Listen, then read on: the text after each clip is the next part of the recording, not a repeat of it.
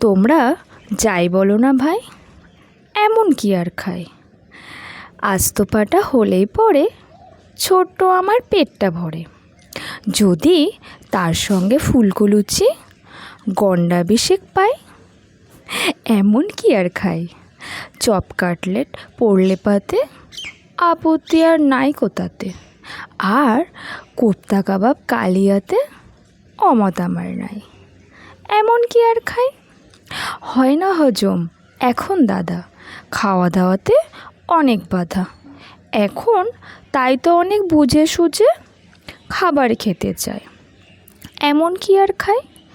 শের পাঁচ ছয় রাবড়ি দধি, তোমরা আমায় খাওয়াও যদি।